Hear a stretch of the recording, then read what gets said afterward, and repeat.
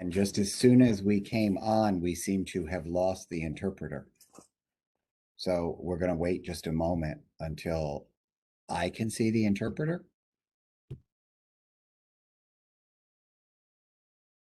He's there, Andy. Here we go.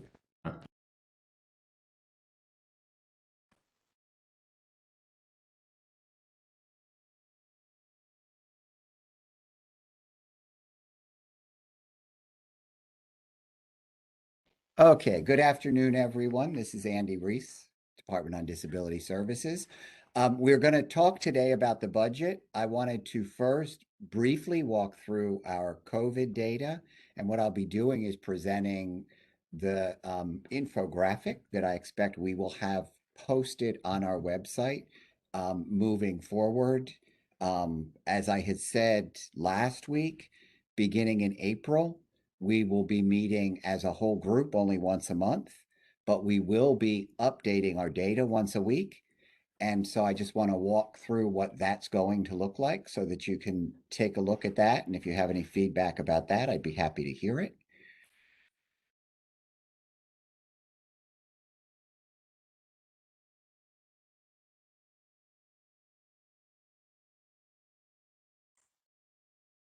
So first off, as of March 18th, 2022, we have had 614 people who have been diagnosed with COVID. None so far in March. COVID diagnoses by placement type, 14 in host homes, 126 in intermediate care facilities, 1 in a mental health facility, 118 in their natural home, 50 in residential habilitation, and 296 in supported living. Of people who've contracted COVID, those who have required treatment, inpatient treatment, is 144, and none in March. People diagnosed with COVID who have had a confirmed COVID-19 death, there have been 38, the most recent being in September of 2021. And lastly, vaccination rates for people supported by DDA, we're at 87%. That's 95% in host homes, 99% in ICFs, 77% in residential habilitation. I'm sorry, 77% in natural homes, 100% in residential habilitation, 93% in supported living. Vaccination boosters, 71% of people who've been eligible have received their booster. Among provider staff, 97% have been vaccinated. Of those who are eligible, who have received their booster, we update this data every other week. As of last week, it was at 60%, but providers are still updating that data for us. Among DDS staff, 97% have been vaccinated, and of those who are eligible for a booster who've received it, we're at 93%.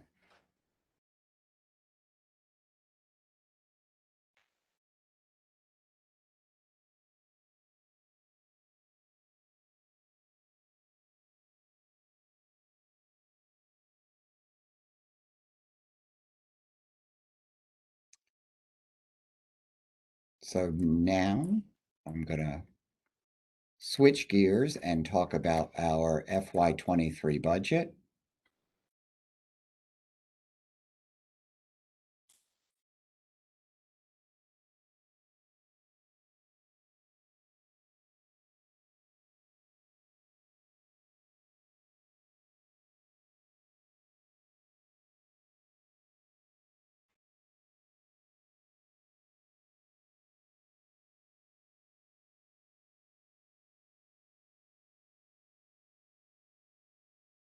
Sorry about that.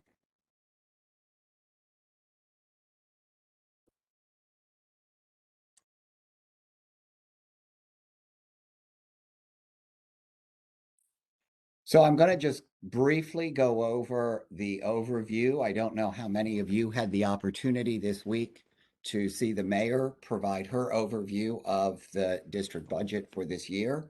I'll briefly go over that, just the high points, and then the Mayor Bowser's proposed budget for DDS, as well as sort of the big picture items in DDA and RSA regarding our budget.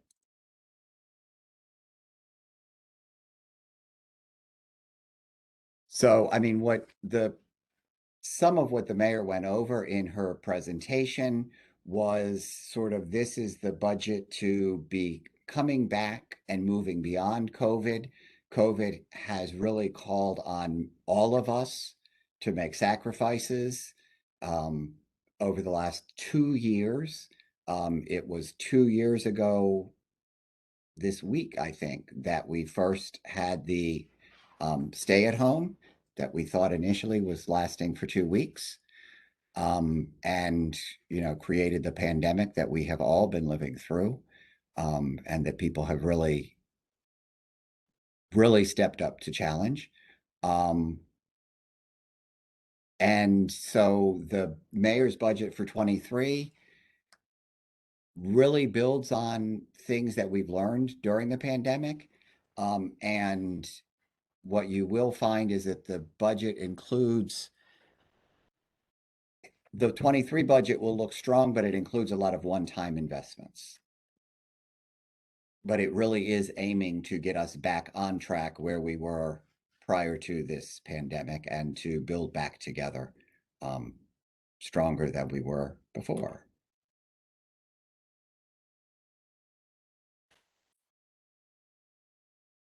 So it's interesting if you look at how we have weathered this pandemic in terms of the district economy. Revenues, as you know, took initially quite a hit. Pre-COVID, district revenue was at 8.7 billion. In the early days of COVID, it went down by almost $1 billion to 7.9 billion. And really in mid-COVID was recovering, was back up to 8.5 billion and is now up to 9.4 billion, although some of that may be attributed to a lot of federal funds that have been coming into the district that are COVID related. Unemployment at 5% pre-COVID, which was really, it had reached historic low levels in the district, including in Ward 7 and 8. Early COVID, it more than doubled up to 11.1%. By mid-COVID, it was really coming back down. It's now almost to pre-COVID levels at 5.8%. Residential vacancies in housing in the district was 7.7 pre-COVID. It went up to 11.4 and continued to rise mid-COVID to 12.7% and is now at 9%. A real challenge in the district, commercial vacancy, because this is going to, long term, this will begin to impact the district's revenue base. It was at 11.1% pre-COVID. It went up a little bit early COVID to 11.9, continued to rise mid-COVID, and has continued that rise so that it's now at 14.3%. DC residents vaccinated, we're now at 72%. Consumer spending decreased 41% early COVID, recovered somewhat mid-COVID to 17%, and is actually now in the positive. It is 7.3% over where it was pre-COVID. A lot of people who are teleworking doing a lot of shopping online, because our hospitality industry in the district is still being hit hard by COVID. There was for restaurant spending, restaurant receipts down 49% early COVID, recovered a little bit to 26%, but is still 20% down today from where it was pre-COVID. Public health restrictions, as people know, we do still have a few in place.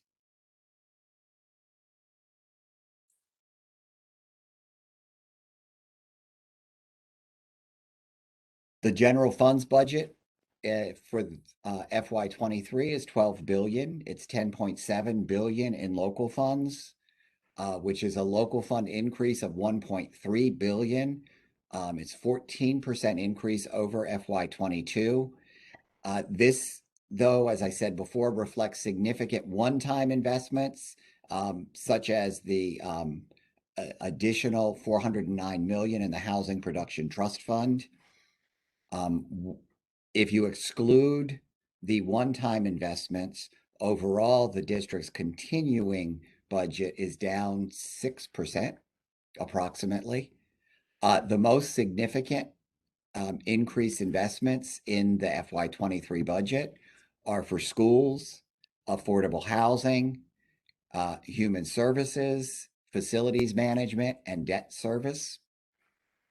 As you can see in the proposed FY23 operating spending, health and human services is the biggest ticket item in the district, reflecting 5.7 billion, followed by public education at 4.1 billion, enterprise and other development funding, 2.7 billion, financing, 1.8 billion, public safety, 1.7,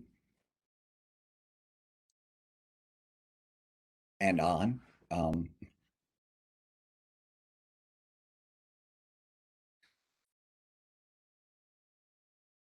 So the budget is investing $19.5 billion to really help the city emerge from the pandemic in terms of, development, really trying to capture the infrastructure funding that's going to be available, increases in human services. Oh, we're not there. Oh, there we go. Increases in human services and education.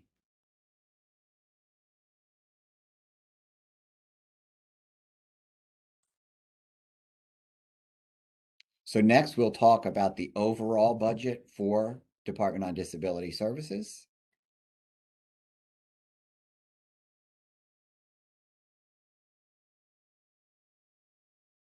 We do have an overall slight increase in our budget from an FY22 approved budget of 196,793 up to $198,057,000.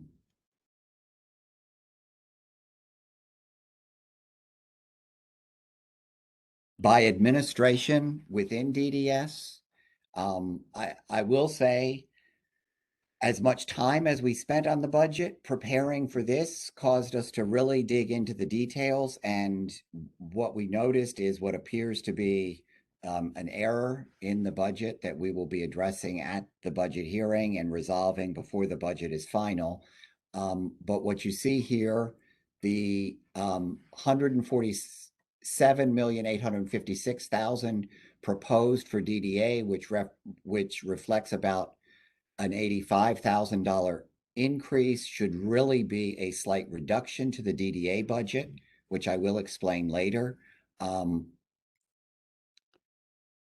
And the decrease that you see here in the RSA budget is actually should be in the DDA budget, and the RSA budget would then remain flat. And as I said, I'll explain both of those when I get into each of those specific programs. The Disability Determination Division, this is fully federally funded. This is an allocation that we get from the federal government. And so there is an increase reflected there. The benefit of that increase is that we collect indirect cost recovery from that grant.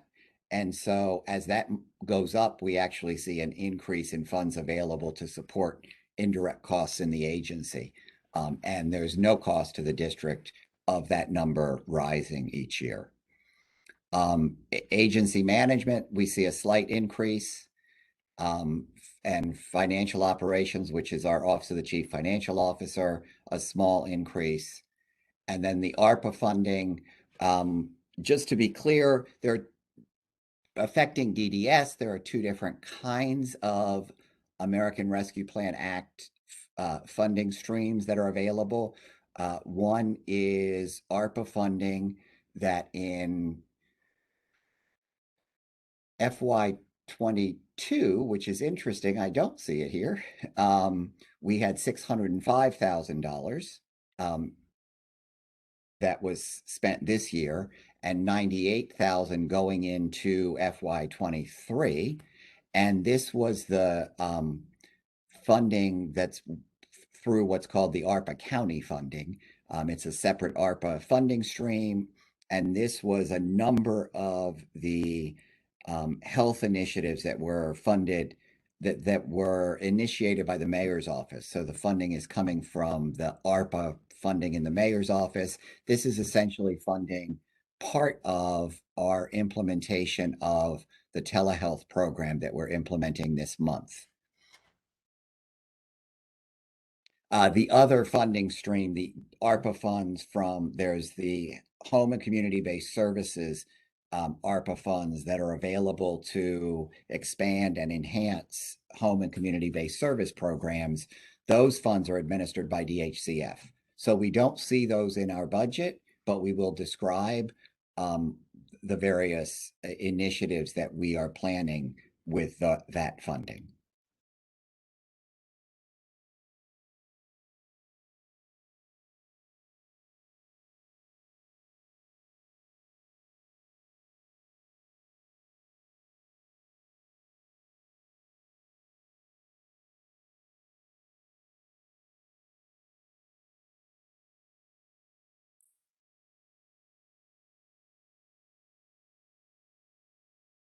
Oh,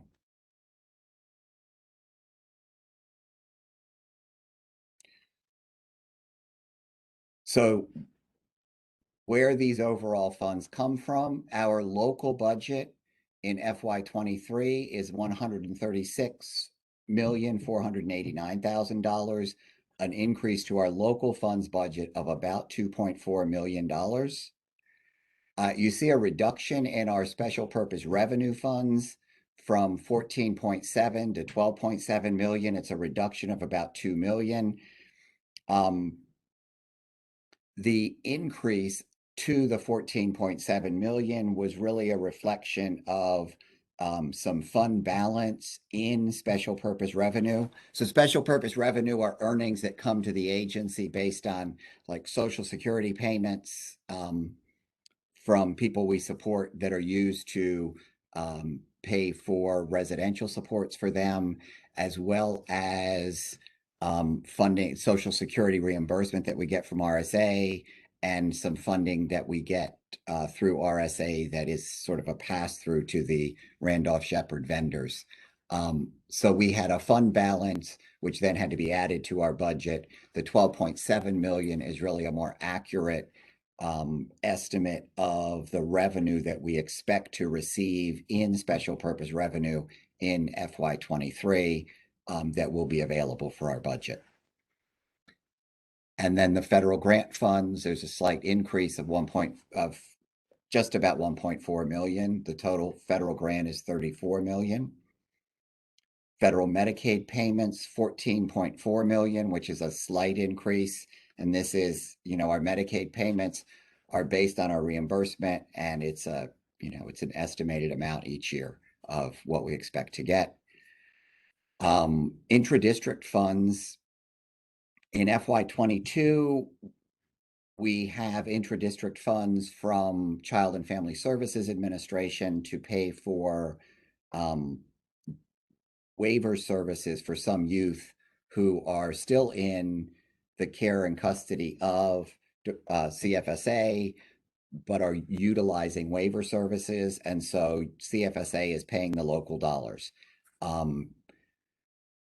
Two things. One, based on a new financial system we have, we may not be reflecting intra-district funds in the same way in the future, but also the people that we currently have, for the most part, are aging out this year.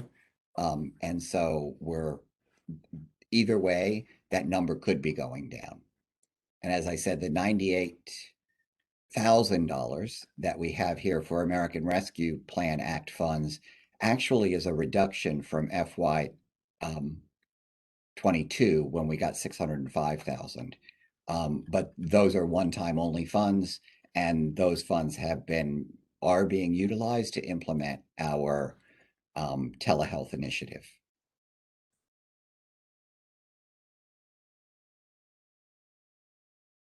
FTEs, I think the most important number here is the zero down in the bottom right, which is that the net change from FY22 to FY23.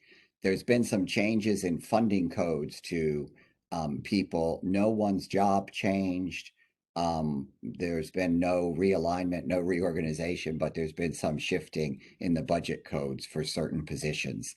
But overall, for the agency, our FTE count remains the same at 428,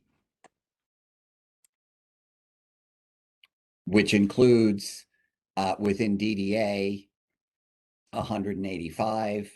RSA is 105 and a half. DDD is 63. AMP is 62 and a half. And OCFO is 12.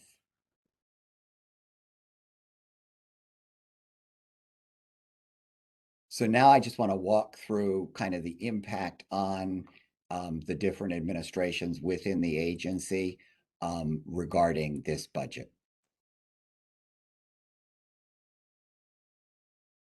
So as people know, DDA supports more than 2,300 adults with IDD. The current number, I think, is 2,338. I just looked at it, but at any rate, just over 2,300. The total budget for FY23 is 147.8 million. The local funding is 125 million.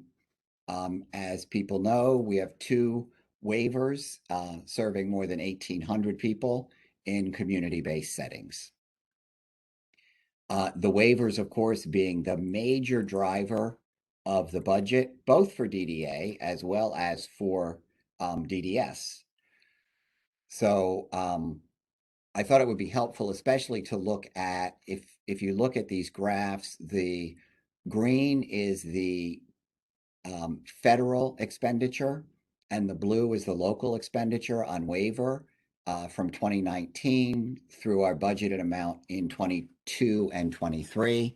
So as you can see, from FY19, we had waiver expenditures of 255.3 million, and in FY20 that went up to 283 million, and then in 21, 308, in 22, 326, and we are anticipating that that will even out as we see the pandemic end. There has been, over the last 2 years, as people can expect, significant increased expenditures in the waiver related to enhanced rates, and a variety of different costs that have flowed from how services have been provided in the last 2 years. But the expectation is that that will even out in the next year. As you can see in the local funds, in FY19, the expenditure was 77.9 million. In FY20, the local expenditure went down. The reason for that being that the federal match increased during FY20 during the pandemic, so that the local expenditure was 70 million. In FY21, the local expenditure went down further. And part of that was that we had not only the enhanced FMAP due to the federal public health emergency, but we also had the ARPA enhanced FMAP. Keep in mind that those ARPA funds, while it was a savings here, those funds are what are used to fund all of these ARPA initiatives. So while it wasn't spent here, it was set aside and will be spent on a number of different initiatives in the city. Overall in the city, the ARPA funding is somewhere around $90 million. Our budgeted amount for FY22 on the local side is 92.8 million. However, that budgeted amount was made prior to us knowing that we would be here now. We're about to start the third quarter of FY22, and we are still in the public health emergency. So we've got continued enhanced FMAP. We also have through the end of March, we have the ARPA enhanced FMAP as well. But as I said, those funds are pulled out of here and then moved over to DHCF in order to fund a number of different ARPA initiatives. And so our local waiver estimate for FY23, our local will be 95.7 million.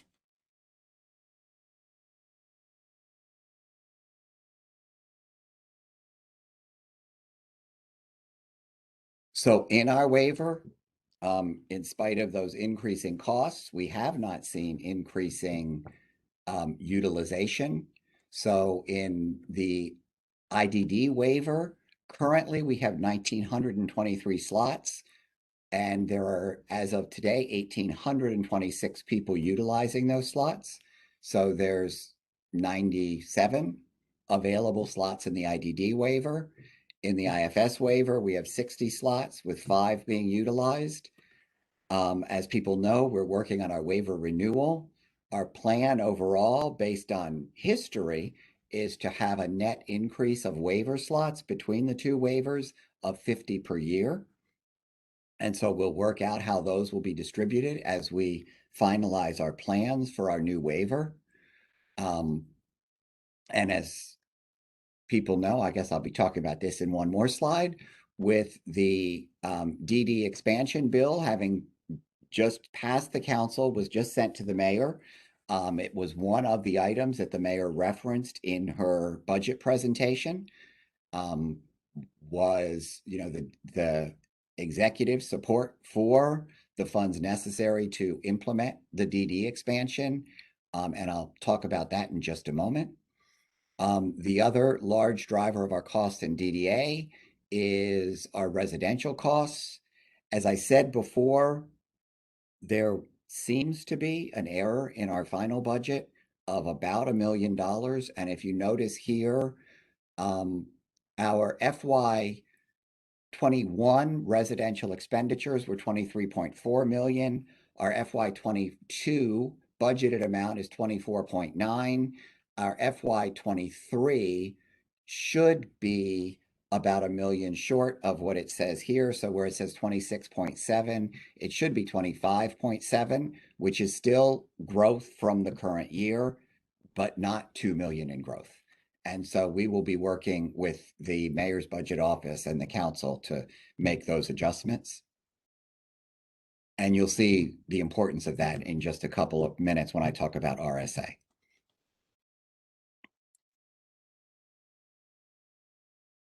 So the ARPA initiatives, as I said, overall, the district has about 90 million. There are a number, you can see on DHCF's website, you can see a list of all the various ARPA initiatives. And so we're providing here just a list of the ones that will be affecting DDS. First of all, implementing the Direct Support Professionals Payment Rate Act. So DHCF will be working with us and with the providers. The plan at this time is that they will require each provider in October to give them the total number of DSPs and vacancies in October, and then in December, they will make one lump sum payment so that the providers can begin to increase their payment rates for DSPs. Our waiver will still reflect the living wage as the rate, but then there'll be that supplemental wage that comes from DHCF to move that wage up toward the enhanced, the 117.6% of the living wage. They will do that same thing in FY24, and the expectation is that in FY25, that we will then have the local funds available to make that leap and include that wage as part of the waiver. In addition, The ARPA funds will be providing, as people are aware, a second round of DSP bonus payments. There's an Appendix K amendment right now that's being worked on that will allow us to make those payments now. Unfortunately, somehow the amendment that went in last year required that the payment be made by September 30th of 21, even though the amendment went in about September 14th. And so that will be resolved and those additional payments will go out. And those are the same payments. The first round was made last November, I believe. And it's the same payments that were worked out between the providers and DHCF more than a year ago. In addition, not just for DDS, but across the board for health agencies to address issues regarding workforce, there are provisions for hiring and retention bonuses. And we also have included reimbursement for providers for vaccine incentives, and we've begun the reimbursement for PPE. Next, we're also including in our ARPA, we're submitting our next ARPA update as well as our proposed plan amendments in April. And one of those plan amendments will be to strengthen our capacity to carry out the DD expansion bill. And what's included in that is additional staff for the agency to manage what the intake and eligibility. We currently have 3 people in who do eligibility here at DDA. What we will be doing is those people report directly to a program manager. We'll be establishing a unit. We're actually hiring that supervisor very soon so that that person can be responsible for preparing us for implementing DD expansion. The supervisor for the first through March 2024, we plan to pay that person using ARPA funds, but that's a position that we expect to sustain following the public health emergency, following the ARPA expiration. And then we're also going to add 3 intake service coordinators who will be responsible for eligibility, as well as 1 contract psychologist. And in addition to this, we are working on putting together a solicitation for technical assistance and training to strengthen the capacity of our workforce to ensure that we have the skills necessary to work with people with a variety of needs beyond the needs of the people who we currently support at DDA. As people may know, we have actually already hired a housing coordinator who's responsible for maximizing opportunities for people within DDA for housing, ideally helping people to become more independent and to take advantage of available housing resources in the city. There's an initiative, a separate initiative. There's a training and technical assistance this month on behavior for supports for people who have behavioral health needs. It's training on behavior supports.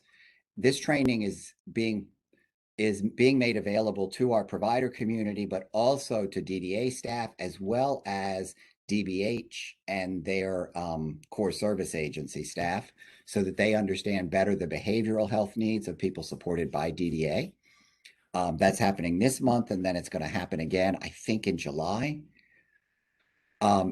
As I said, we've got county funds that are available, and we're also utilizing some ARPA plan funds for our DDS telehealth initiative, which is making telehealth available in all of our residential placements, as well as for people who have high intensity support needs in-home support.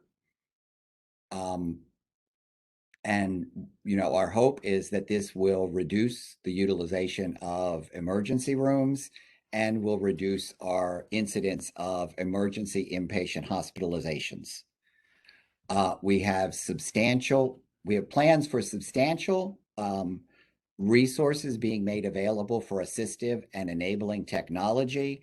We're working with folks now on necessary changes to our waiver to be able to implement. We actually already put remote supports in our waiver in 2017, but we're really making sure that, for one, CMS has come back to us, and as remote supports are becoming more standard in waivers, they are establishing requirements for those. And so we're working now. We actually sent out our invite for our second working group meeting next week to talk about some of the provisions in the remote supports, so that we can really make sure that as the public health emergency ends, that, things that we have learned and things that we've benefited from providing remote supports, that those can continue, and that we can really expand this. We've provided shift training for staff to help them for provider staff to really help them learn about how remote supports work, how to become an agency that can really be tech first and can have the capacity to provide these supports. We had included an initiative to conduct a rate study on the adequacy of the reimbursement in the IFS and IDD waivers. DHCF wants to expand that a little further, so that rate study may be a little larger than just DDS, but we hope to launch that soon. Just as a cautionary note for people regarding our waiver, part of what this means is that some of our rate issues in our waiver will be addressed in the rate study rather than the renewal. Next, we should be sending out soon, I'm very hopeful, a solicitation regarding conducting a study of the effects of the pandemic on the people supported by DDA. And we're really trying to look at that broadly in terms of how this has affected people, not just physically, long-term physical effects, but how it's affected everyone supported by DDA, their ability to access healthcare, the isolation of the last 2 years, et cetera. But people will be seeing that solicitation soon, and hopefully we will be able to get that rolling so that we can learn some things about how people have been affected and how we can support them to move forward. And lastly, implementing self-direction in our IFS waiver, which will be one of our amendments that we'll be submitting for the IFS waiver. As people know, so we're doing the renewal for the IDD waiver, but we do need to do an amendment for the IFS waiver to ensure that when we do DD expansion, that it includes both waivers.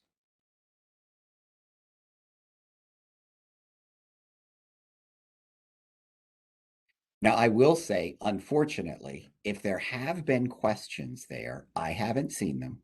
So I will be looking at the chat after I stop sharing. So I hope that if you have questions and are writing them out, I'll be happy to answer them at the end.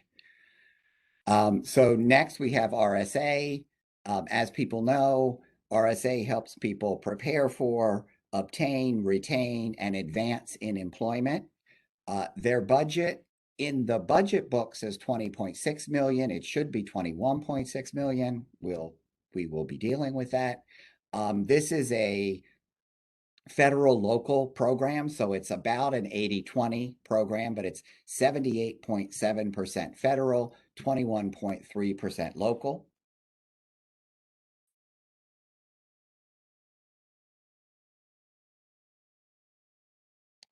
And what's really important to understand with RSA is, and people talk about these as though they're interchangeable, and they really are not. They're match and maintenance of effort. And so the RSA match is the 21.3% that I referenced, and that is the obligation to match the federal grant. The federal grant is about 15 million currently. And so the match requirement is based on that. And the match requirement is not 21.3% of the federal grant. It's when you add the federal grant and the local match together, it's 21.3% of that total. And just so you know, the federal grant changes each year just a little bit. It's a formula grant. It's divided amongst all the states. And so that's the reason that we here have an estimate of the local match for FY22 and FY23 because we don't know until we get our final grant allotment at the beginning of the fourth quarter how much our full grant is for the year. So our estimate for FY22 is that our local match will be about the same as it was last year. And on this about $15 million grant, our local match was 4.2 million. If you jump over to the budgeted amount, for example, in FY20, you can see 7.3 million. People may recall in FY21 that we did reduce the RSA budget. I expressed some concern at that time as we reduced it, saying that to the extent we're unable to meet our maintenance of effort, we would then see a reduction in our federal grant. So the match requirement is the 21.3%. However, and DC has always exceeded its match. However, once you exceed the match, you've set a new level for yourself, and you're required to maintain that level plus $1. And so whatever our local expenditures were that are credited toward the grant in FY20 becomes our maintenance of effort requirement plus $1 in FY22. And so, for example, as you can see here, our maintenance of effort requirement in FY20 would have been based on our total expenditures in FY18. It was $8.2 million. We actually had a budgeted amount of only 7.3 million. So we had to work to shift some expenditures at the end of the year, make sure that enough local funds were devoted to meet that 8.2 million. We actually exceeded it.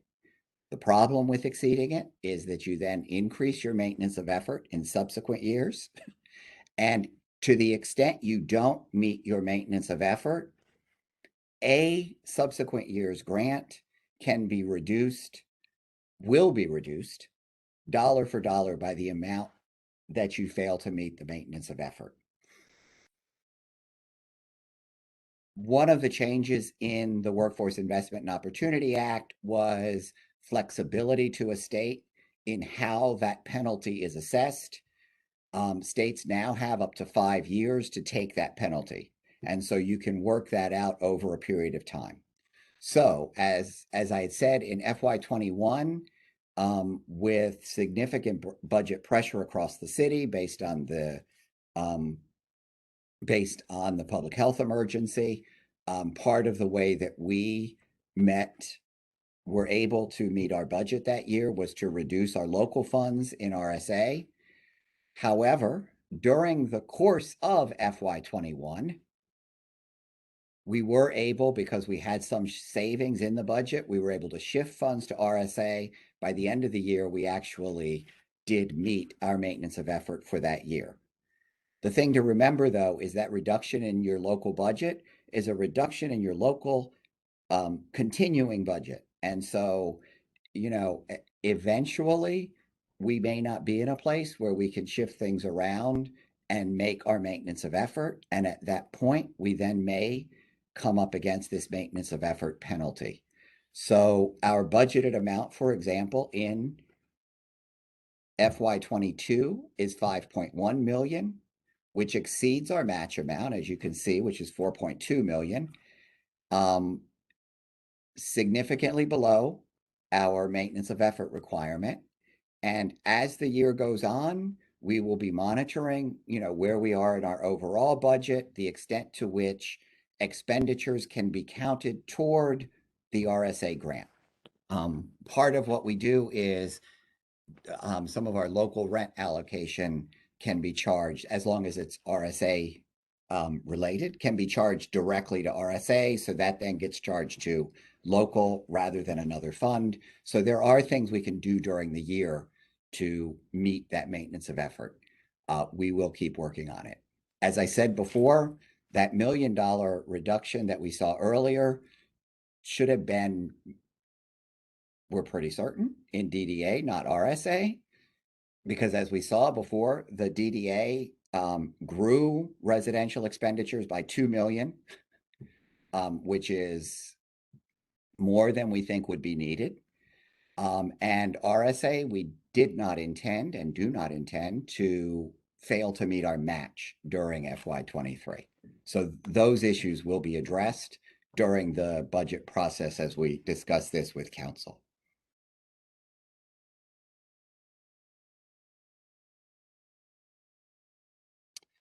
Next, a really easy part of our budget, as I said before, the Disability Determination Division. It's the DC office that does the determination of SSDI, Social Security Disability Insurance, and supplemental security income claims for people who are seeking disability payments. This is 100% federally funded. There's a slight increase planned. There are currently 13 vacancies, 4 are in recruitment. Every time we're filling open positions, it requires SSA approval. We would like to see that fully, all of those positions filled, because from the salary paid to those folks, we are able to draw indirect cost reimbursement from the federal government. So the more we can spend of the federal dollars on their salary, the more we can then recoup in IDCR, which then goes to support other functions within the agency, like operations, the director's office, etc.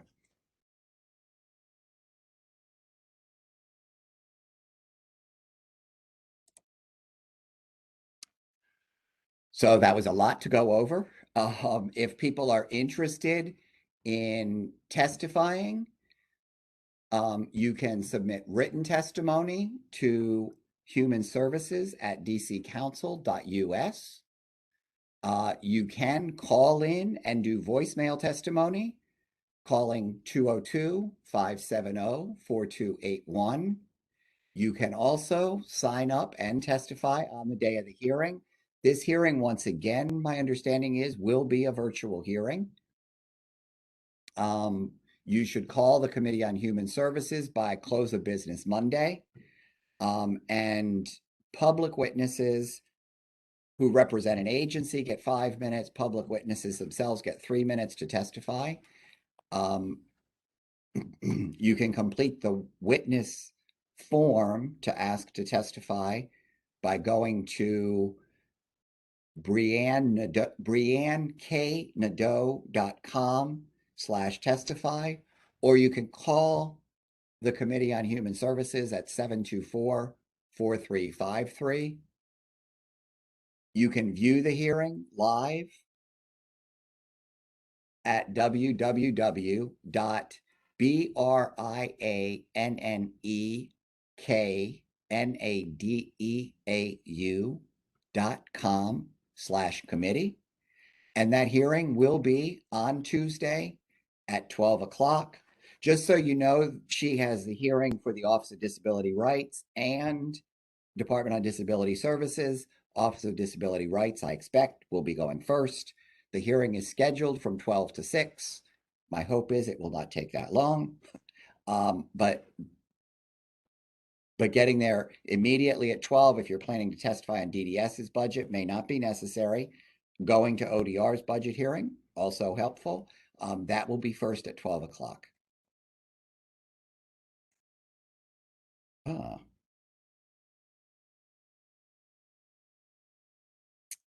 And I had added, and now it's not here. I don't know if I can add this while I'm talking to you. The budget is now available.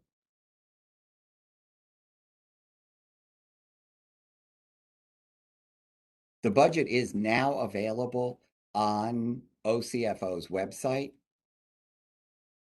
And as soon as I stop sharing, I will put the location of the budget in the chat. You can also go to the mayor's website and you can see a recording of the presentation that she did regarding the budget the other day, but the full budget is available on OCFO's website.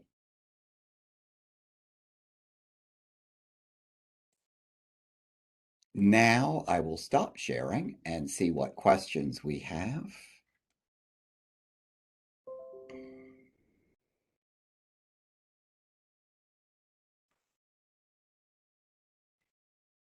Before I look at the questions, oh, it looks like someone already did this. Okay, someone already gave you the OCFO website.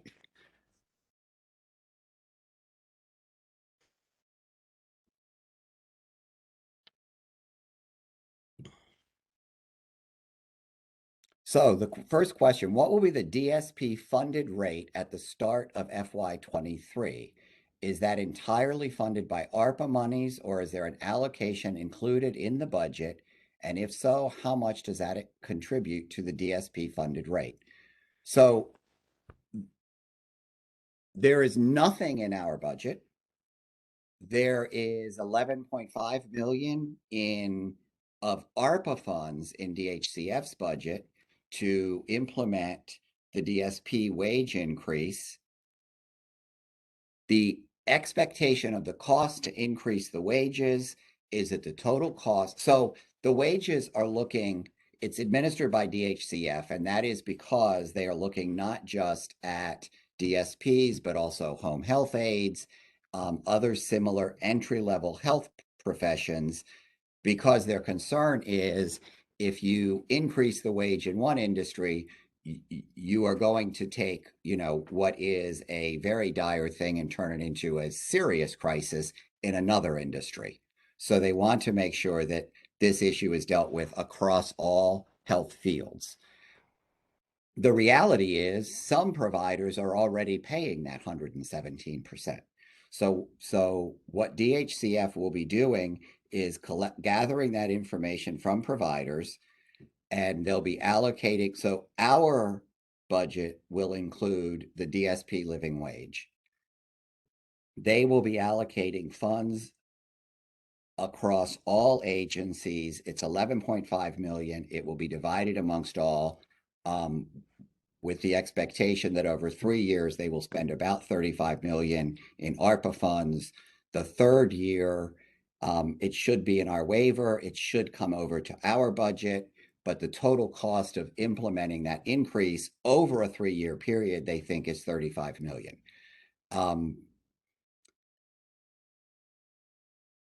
How those funds, like what wage each agency gets to, is going to be up to each agency, because as I say, some of them are already there, and so they may further enhance. But what they will be looking at is over time, they're not dictating what the wage is, but they will be doing cost reporting of the wage that's being paid so that they can see how far this is going.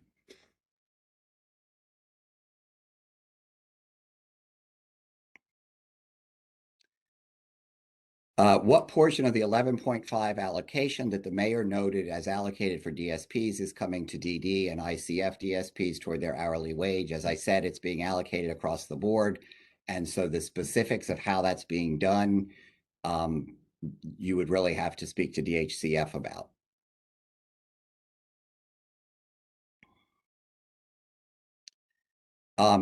We're losing nurses daily. Is hiring and retention bonuses for nurses included in the Appendix K?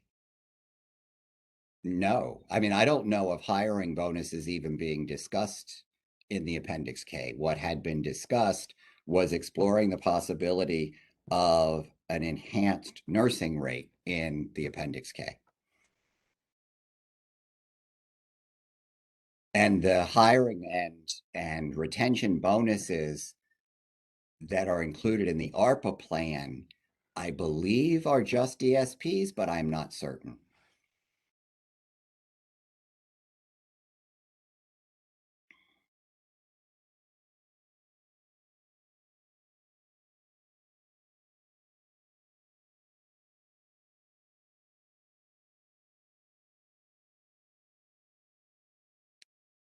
So, Jared, I'm going to punt this next question to you, I think. We're experiencing issues with transition to the new MCIS system. Some QA issues are still being posted in the old system and others in the new. What is the preferred method for responding to issues Since we can't respond to them in MCIS, how will this affect PCR review and provider report cards? What documentation should we keep showing that we've tried to respond to issues timely? Sure, Andy. This is Jared. Um, Thank you, Casey, for bringing this to our attention. I've seen this for a few providers, not all.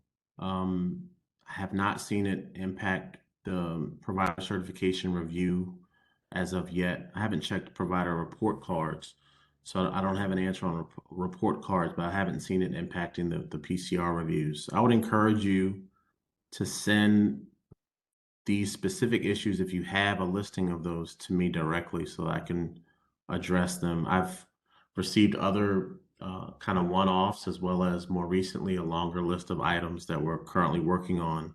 So it may dovetail with that we're currently addressing. But specifically on these ones that you're having challenges with, please go ahead and email them directly to me, and I will look to resolve those for you. I'm typing my email address in the chat now.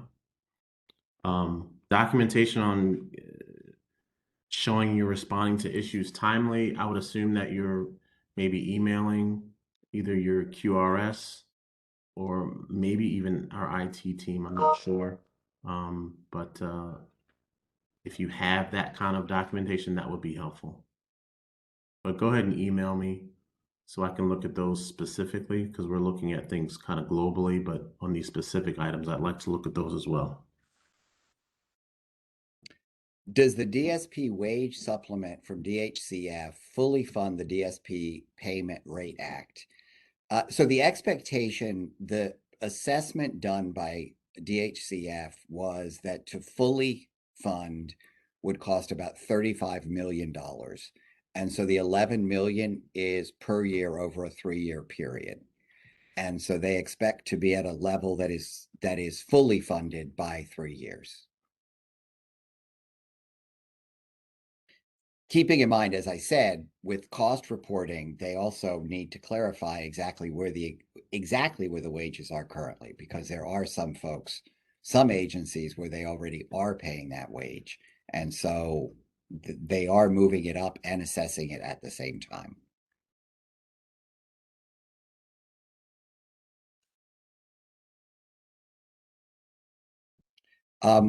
Explain what you mean by some rate issues will be addressed by the rate study. Which waiver issues? How long will this extend resolution? I'm not prepared to answer that. In that, I said I just wanted to give you a heads up, so you should come on the 25th to the, so that maybe we can then talk specifically about it. I can say, I'll just say specifically, one of my ongoing concerns has been how we pay for both in RSA and DDA supported employment. And we got technical assistance from the State Employment Leadership Network. We're hopeful about using that to develop some kind of milestone system for paying for supported employment. I'm concerned about whether that's something that we would be able to implement currently. And part of the problem with it is that there's restrictions on changes you make in your waiver based on what was in your waiver on April 1, 2021, because the payment rate would be completely different. I'm not sure how CMS would accept it, but that kind of, can we work out something, or do we need to wait for someone to give us the data we need to work it out? We're hoping in the next few months to issue the solicitation for the rate study, and to go from there in terms of making amendments then to rates that we aren't able to just identify specific changes that need to be made in the current rates.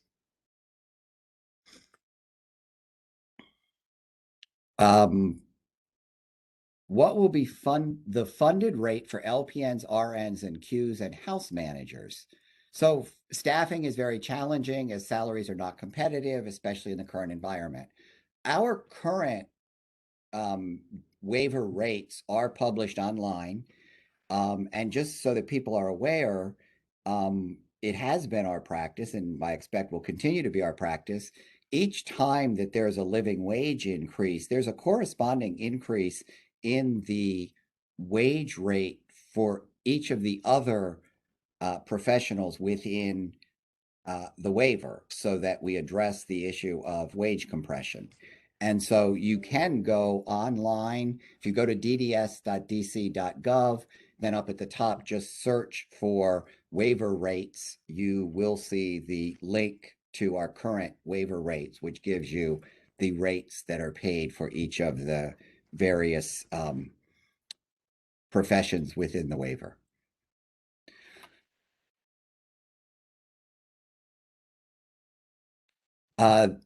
You indicated there will be a separate retention and recruitment use of ARPA funds for DD services. What will that equate to in hourly rates for DSPs? It's not for DD services. If I said that, I didn't mean to. There are retention and recruitment bonuses that are an ARPA initiative that is across the board for a variety of health service professionals in EPD and IDD and IFS waivers, at least. And we are working with DHCF to work out what those look like, and those have nothing to do with hourly rates.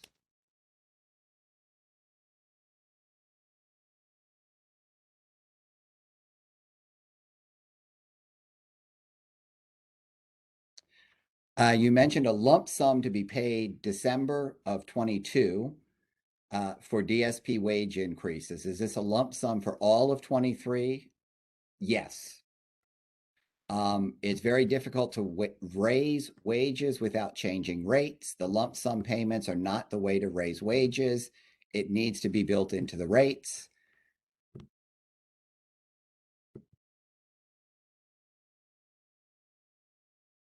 Okay, well, the way that this is being dealt with right now with the ARPA funding from DHCF is that they will get FTE and person counts from each provider in October.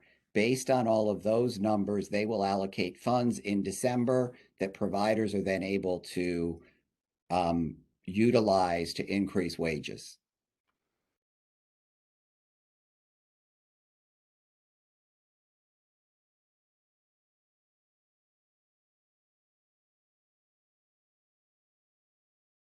Will we be having opportunities for people to get more specific information and offer suggestions for the initiatives in the ARPA funding? Not really. We spoke about the ARPA plans way back, and I know it feels to me like it's been a long time ago. We did talk about the ARPA plans, and those are and those are available online. People can review them. You can give us input, but those are already the district's approved ARPA plan has been on DHCF's website for about 6 months.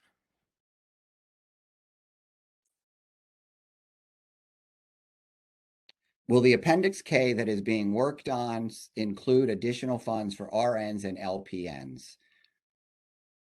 We have submitted a proposed Appendix K to DHCF that includes that issue, and we will let you know where we stand with the final Appendix K once it's gotten final approval.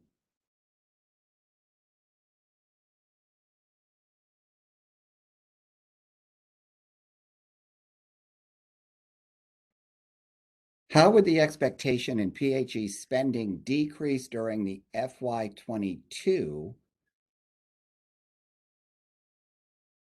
when the mayor gives a 90-day notice for the public health emergency and the carryover extend an additional 6 months? That's all of FY22. So it doesn't reduce in FY22.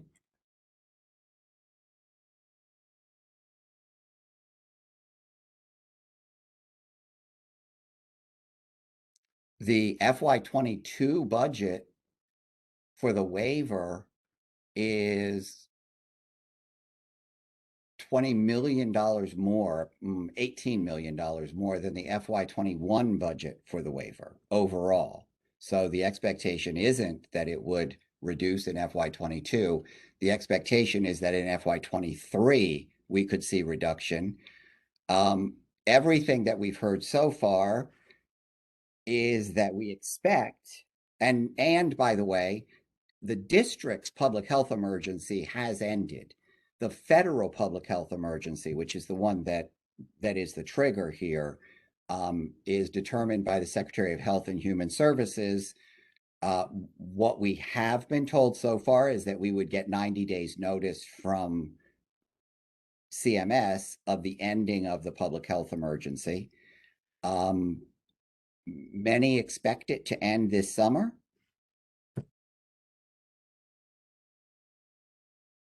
We all expected to be back at work in April of 2020 as well. So we will see. But there has to be a 90 days notice that it's going to end. So the expectation is if the public health emergency ended in July, if everything continues to go well, and I hate to say that because, as you could see from the slides, every time we think we're moving past this, something else comes along. However, if we do move past it in July, then it would continue until then the Appendix K flexibilities would continue until January. And this is what I talked about last week when I talked about how are we going to start the unwinding regarding people returning today, for example.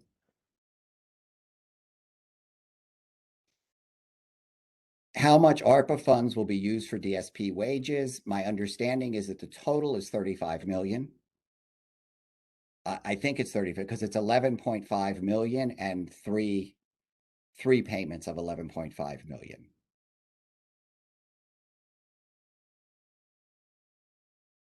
I see what is the funded rate for LPNs, RNs, and Qs. So you can look at our current waiver to see the current rate, and we haven't yet presented on our waiver renewal about what those rates will be. Keeping in mind that I think we already know what the new minimum wage is July 1, 2022. And based on that percentage increase, we would be increasing all the other wages by that percent.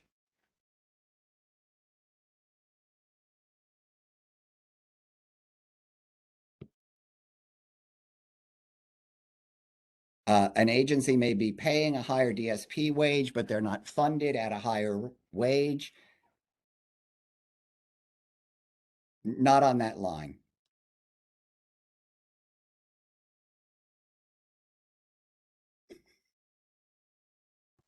Is the enhanced rate for nursing going to be included in the Appendix K? I cannot confirm. The Appendix K gets submitted by DHCF, and as soon as I know, I will confirm.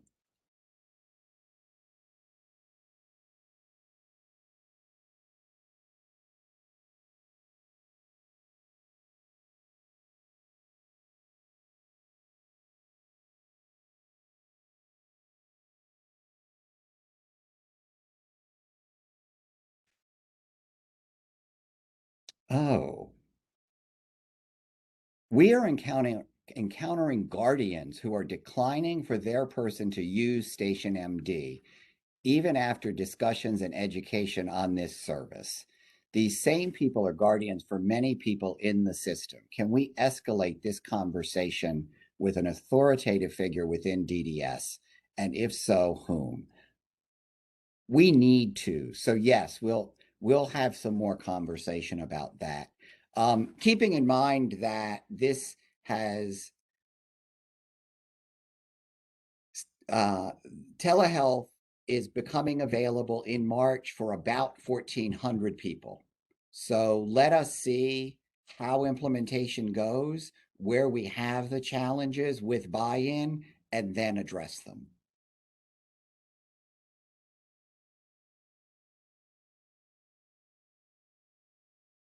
When you say you have concerns about supported employment is managed via RSA and the waiver, what do you mean? I don't mean managed, I mean the rate. So in 2015 in RSA, we developed milestone payment rates for all of job development and supported employment except job coaching, which continued to be an hourly rate. And the reason for that was that historically, we hadn't done job development in a manner that allowed us to really develop, that gave us enough data to develop a milestone rate system. For the others, we were able to look at when we did the milestone payments for job development and supported employment job development, for example, we came up with milestone payments. We then looked at payments that we had made the prior couple of years to providers based on the previous rates that were paid, and then applied the new rates. And what we saw was that for some providers, it was an increased payment, and for some, it was a lower payment based on their success in moving people to employment. I think that's a good thing. So for job coaching, what I would like to see is some kind of, and this is the thing that we talked to SELN about, is I don't like the idea of an hourly rate for supported employment job coaching. Our goal is that people are working independently, that people are working as many hours as they are able to and are interested in,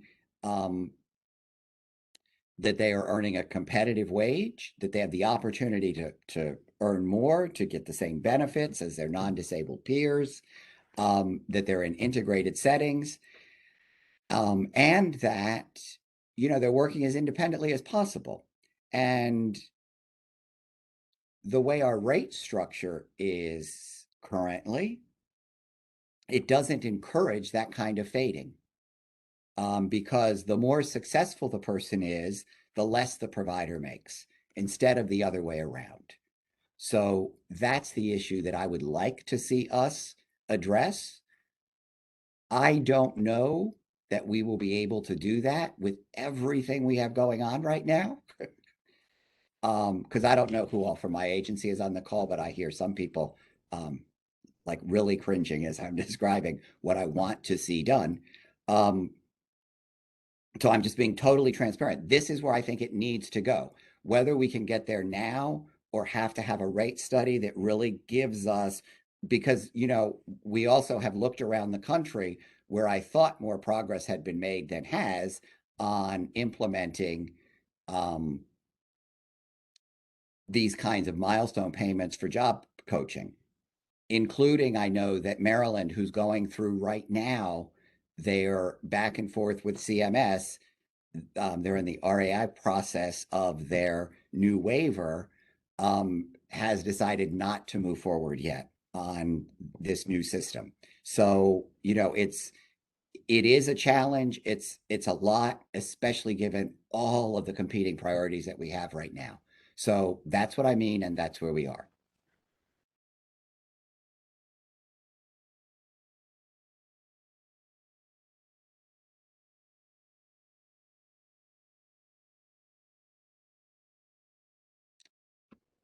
In the mayor's proposed 23 budget, $11.5 million was allocated to retain. It says direct support professionals, but I think that's misleading because it includes home health aides and other entry-level health professionals over a 3-year period. And so it's an $11 million investment. This year, it's over 3 years, meaning that much each year. The total is about 35 million. The increase in the wage that is included in our waiver will still be the living wage in the district. And then there will be a supplemental payment until we get to FY25, at which point we expect wages will have reached that level, and we will then have the ability to include the full wage in the waiver. At this time, these things are not included in the DDS budget. They're part of the ARPA funds, and they are in DHCF's budget.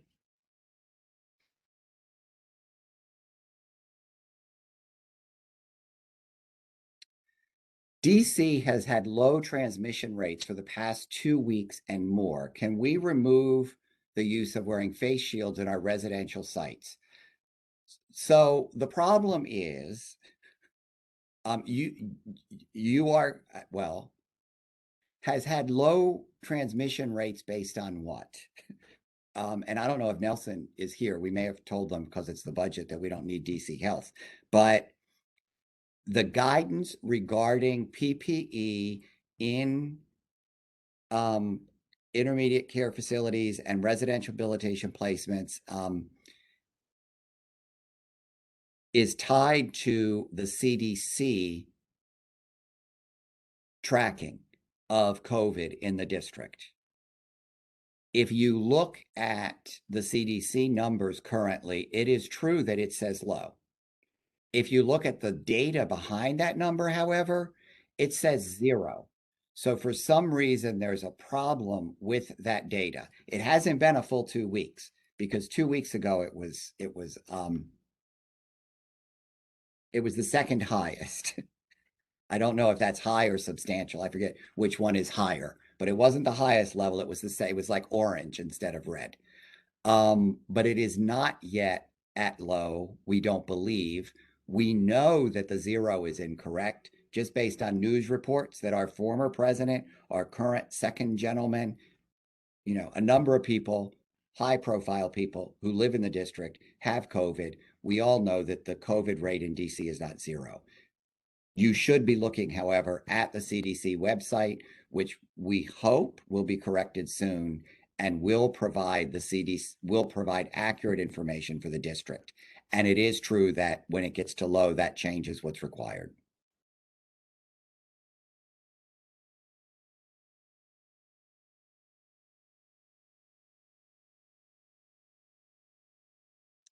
Mark is asking that people please email him and Neha with issues regarding guardians.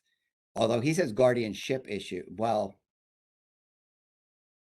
I don't know if people are using the term guardian precisely or not, but and at any rate, any issues regarding lack of consent for access to Station MD, please email Mark, Neha, and Winslow.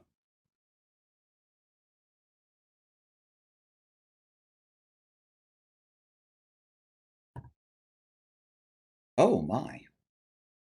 I didn't think we would need an hour. I just noticed the time.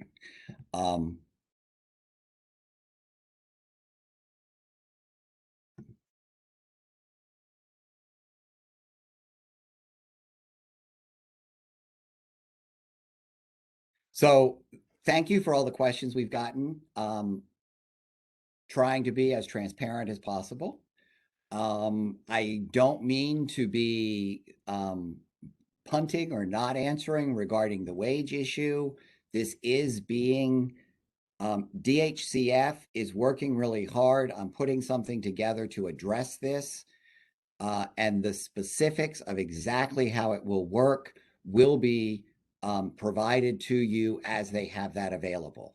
And you can ask further questions at the DHCF budget hearing or send them directly to them. And of course, we will, as we have updates, we will also share them with you. So thank you very much, everyone. And we will talk again next week. And I hope that many of you will be able to attend the budget hearing on Tuesday afternoon.